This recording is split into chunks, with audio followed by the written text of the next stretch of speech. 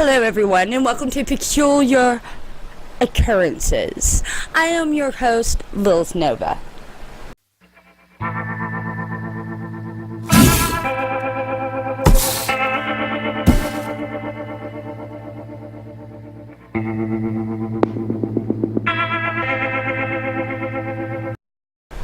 Have you heard of Tabbys Star? Oh well, this is something you're going to want to know about. Tabbys Star has NASA and astronomers all over the world up in arms right now. Discovered by astronomer Tabitha Boyer and her team of citizen astronomers, Tabbys Star could be the answer to the question, are there civilizations more advanced than us or at the same rate as us in other parts of the universe? Though Tabitha is quick to remind everyone of this. Extraordinary claims require extraordinary evidence. And it is my job, my responsibility as an astronomer to remind people that alien hypotheses should always be a last resort. Even with all that, they are calling this the most extraordinary star in the galaxy. And from the data that I have read, it truly is. It all started in 2009, when NASA launched the Kepler Mission in order to find planets outside of the solar system. They accomplished this by sending Kepler out and having it concentrate on one field of stars. What may seem like a very small field of stars, and really is comparatively to the rest of the universe. But this field that you see here behind me held over 150,000 individual stars, which Kepler had the job of taking data from and sending data from each and every star back to Earth every 30 minutes. And Tabitha's team did this for 4 years straight until the Kepler mission ended. Now, Tabbys Star was found somewhere around here in the Cygnus constellation. Now, before you can understand the readings that they have found with Kepler, you must understand Kepler. How does Kepler work? Well, I'll tell you. Basically, Kepler's job is to read a stream of light coming from an individual star to Kepler, and for it to wait for there to be breaks in this light. These breaks in light are planets or other objects passing in front of the star and in between Kepler. When these planets and objects pass in between the stars and Kepler, they leave a gap in the light. These gaps on graphs are called transits. This is a transit. Transits are measured in depth and width. Basically, the deeper the spike, the bigger the planet.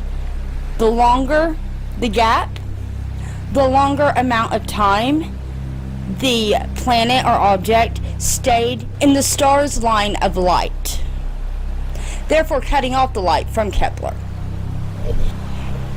In this example, you will see an example of Jupiter and Earth. Jupiter will only leave a 1% spike, while Earth is so small it barely shows up on the radar whatsoever. That will be important information later. Now that we understand transits and how to read them, back to the data collection from Tabbys Star. In May of 2009, astrologers made their first discovery, a really strange observation of Tabbys Star. It was a spike like one Jupiter would leave, only this thing was massive, lasting a full week, while a planet the size of Jupiter would only last a couple of hours. Not only that, but if you notice here on the slope, the jagged edges and the incline is not smooth like you see on the Jupiter incline. This would suggest that the object that is blocking out the sun is not circular. The next big thing to happen with Tabbys Star did not occur until March of 2011, when this pops up on the radar. Tabbys Star dims by a whole 15%, blowing the minds of astronomers all over the world. This is the equivalent of 15 Jupiters. This dip, though, was very smooth, actually leading a lot of scientists to believe that it may be some sort of alien megastructure. This went down for about a week and then snapped back to normal in just a matter of days. Then things went quiet again. Alright, now let's skip ahead to February 2013. The data starts coming in very erratic. This is where it gets very interesting. This is what scientists really cannot explain at all. The graphs start going off the charts. There's dips and dops and everything flying here and there. It looks chaotic. There are multiple dips, even some imposed on top of each other, like two events occurring at the same time. They are all different. Some slopes are smooth, some slopes are jagged. Some last only a couple of hours. Some of them lasted for a full week. And this whole event of thousands, hundreds and thousands of massive spikes went on for 100 full days.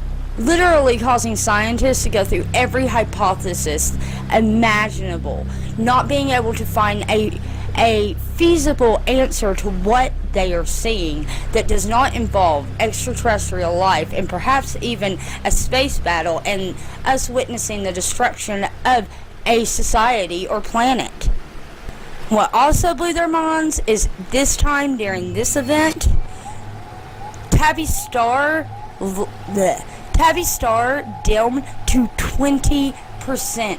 That is over 1,000 Earths to make the light dim that much. Which is one reason why they don't want to blame it on asteroids. They say it would take over tens of thousands of asteroids to cause the kinds of dips that they saw. And even then, there's still things that would not explain. They have literally pulled astronomers from all over the world on this. No one can think of a reasonable explanation, but everyone's got a theory. There are actually places where you can go and keep up with this phenomenon. They are still following Tabbys Star and putting updates out on forums. If you want to know more about this, I would suggest going and watching, first starting with a TED Talk by astronomer Tabitha Boyage. I would suggest visiting their forums, where you can keep up on all the Tabbys Star news. I'll be sure to put a link down below. They call it www.whattheflux.com, or the WTF for short. So what do you think about this? Do you think this could be an alien structure, or did we witness the end of an alien civilization? Have you heard of Tabbys Star? Let me know down in the comments below. Thank you for joining me for another episode of Peculiar Occurrences. If you like this kind of content, give this video a thumbs up and subscribe to me down below. As well, hit that little bell button while you're there. And I'll see you next video. Just breathe. Have you ever felt? Are you listening? Damn.